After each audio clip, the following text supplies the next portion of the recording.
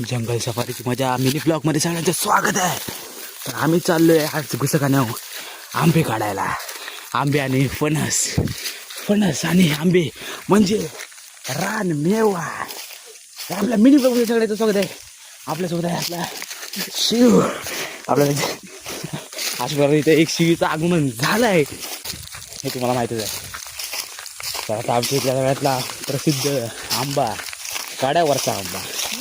हा आंबा कसा काड्या उगतो, जेवढे आंबे खाली पाडतो हे सगळे आंबे काड्यावर जातात खाली, त्याच्यामुळे कुणाला तो आंबा भेटत नाही.